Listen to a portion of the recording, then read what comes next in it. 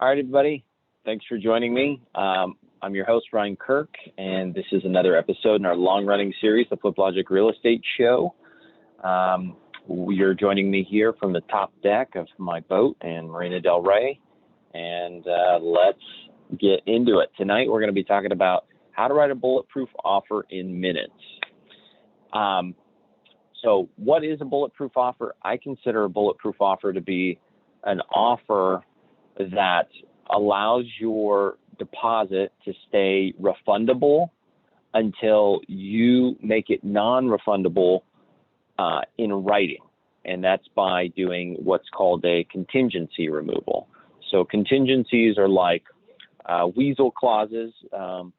They are reasons that give you the ability to cancel a contract without any fault to you, so you get your deposit fully refunded back to you. So that's why you want to have a contingency, and you want to have it written in such a way to where, or at least I like to have it written in such a way to where your deposit doesn't become non-refundable, or your contingency doesn't expire just because you go over the time period. For instance, if you have a 7-day due diligence period, on the 8th day, your deposit's still refundable if your contract is written to where the only way that your contingency is removed is in writing. So I'm going to show you a contract we already have templated that works nationwide in every state, and I'm going to switch over to screen share and show you right now how you can generate that offer in Fliplogic for any property that you would like to write an offer for. So without further ado, I'll pull up my screen, and you should be able to see my screen here. I'm going to go into a lead. I'm going to go into this lead here, and I'm going to go to the Actions tab. And in the Actions tab, I can obviously do actions. The action I want to do is I want to generate a contract. So generate contract. So I'm going to click generate contract. And then the contract I want to generate, I want to generate a purchase and sale agreement, right? So I'm going to generate the nationwide residential purchase and sale agreement. So I'm going to click on that. And I'm going to click e-sign. And this is going to move me forward. And now I've got fields that I can fill.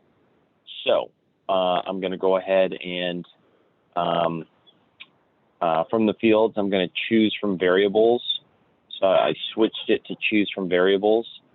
I'm going to actually just select the lead address. So it'll automatically populate that.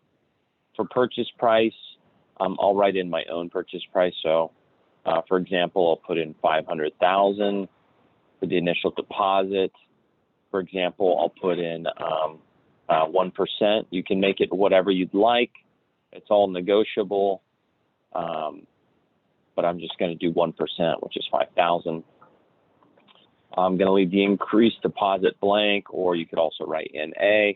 First loan amount, I'm going to leave blank because this is going to be a cash offer. Oops, sorry.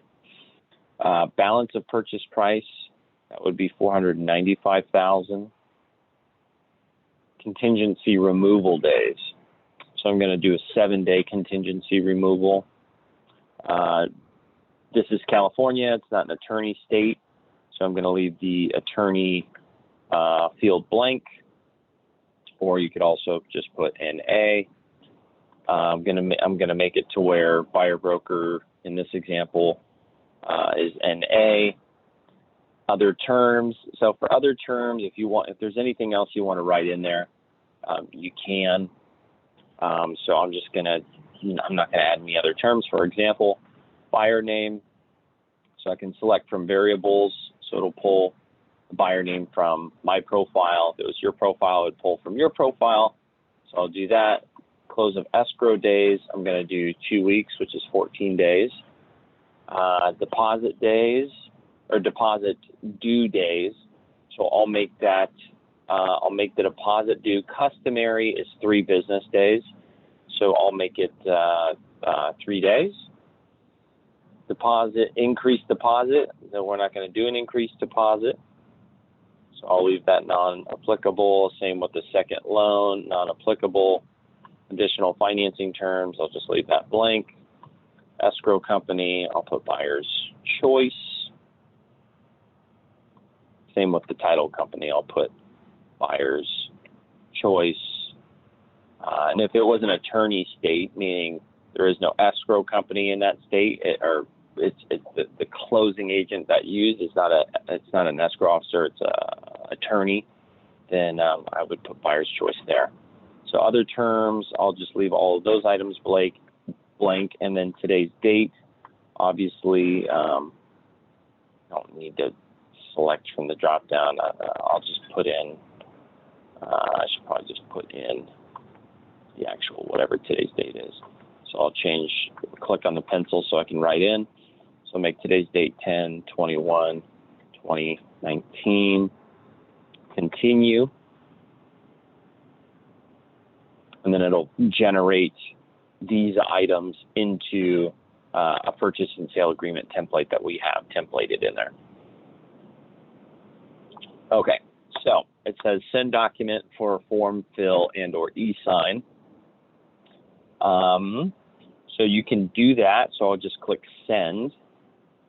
So it's going to send it to me. If this was your account, it would send it to you. So I can check my email and it will be there, but another place it ends up, just to make this quicker, is your documents folder. So you'll notice, oops, here under documents, it is now attached to document. You can see the timestamp here. So it's attached to document, and if I click the link here, it'll download the documents, and this will be all filled out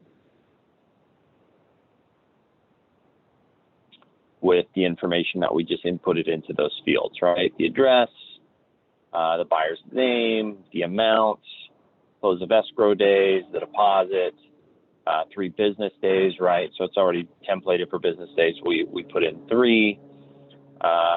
Everything else is not applicable. It's clicked for all cash offer. We've got the balance there. Our contingencies, so we've got 7 days. That's the seller. That's typically standard, so that's templated there. But for our contingency removal date, we have 7 days. And that, buyer must indicate an intent to proceed or cancel. And then here's the thing that makes it bulletproof, as I mentioned before, which is important. And that's something that's in the standard terms. So we'll get to that. Remember this as we make our way down, and I'll show you where that is.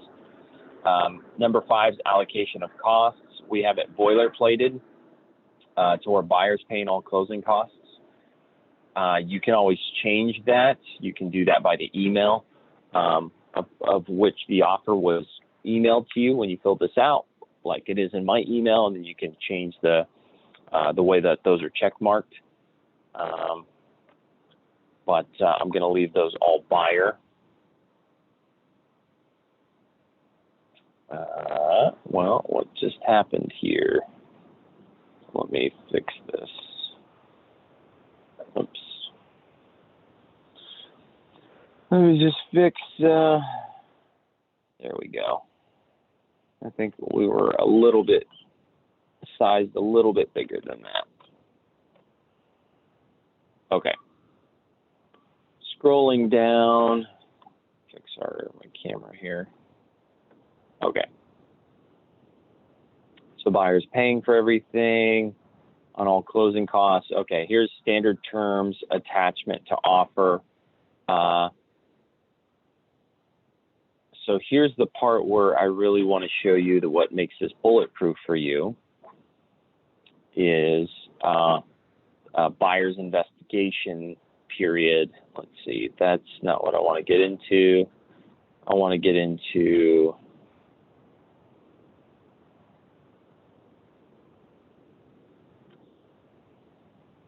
other terms, joint escrow, other terms. Okay, well, this is good. So you can also see in other terms, it's already boilerplated for this, but sale is as is. Buyer may close in the vesting of their choice. But the part that I want to show you where your deposit is fully refundable until you remove it in writing, let's see, is right. It must be back up under, oh, right here. Right here. Here is where it is. Buyer removes in writing any contingencies or cancellation rights. Buyers shall be deemed to have completed all buyer investigations.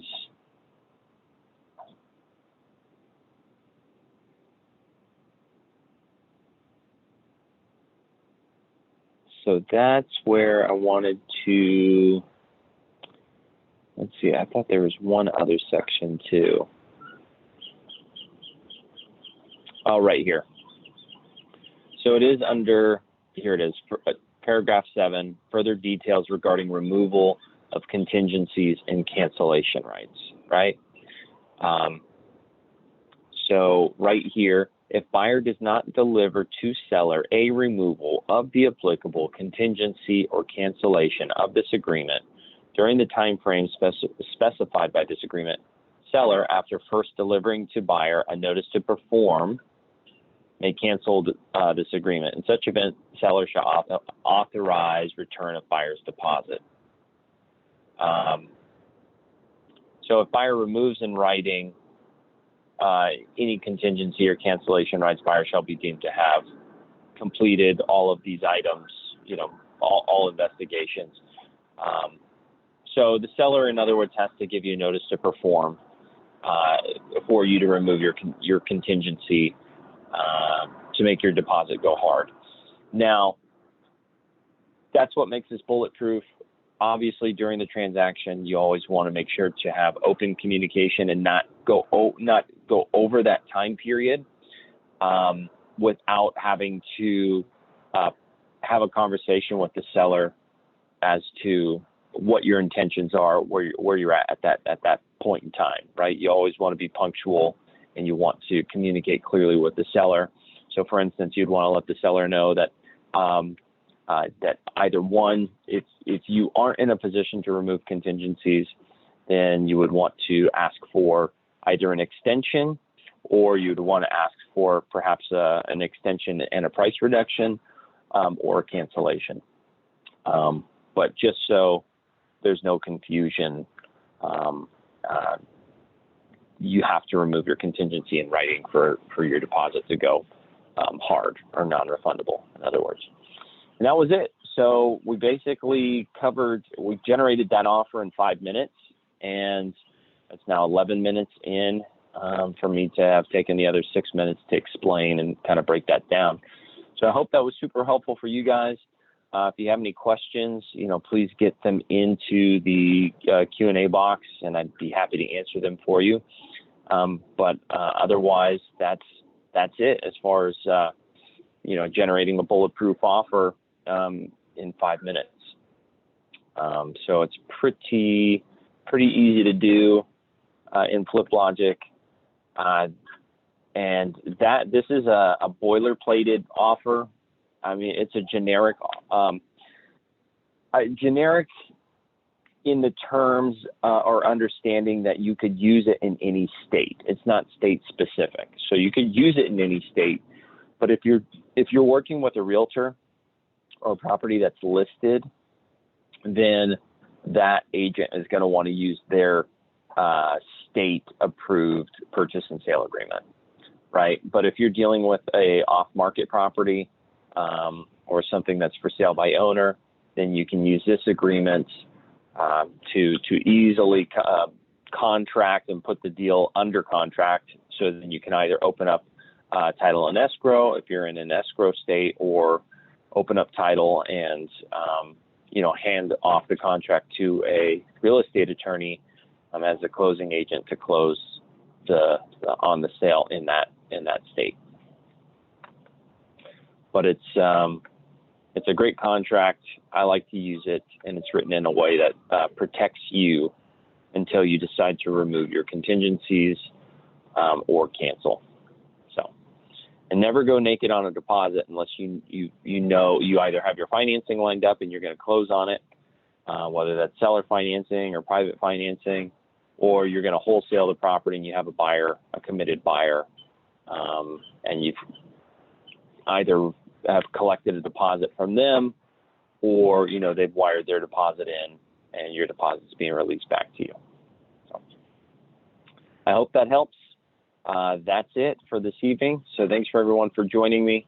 If nobody else has any questions on that, then we'll wrap it up here and now, which I believe that we'll do. And we will.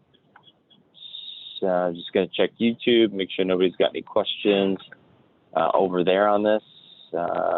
Pretty simple. Charlie says that's great. Cool. All right. Well, thanks, everybody. Hope you all take care, and I will see you all again, same time, same place next week. Thanks, and good night.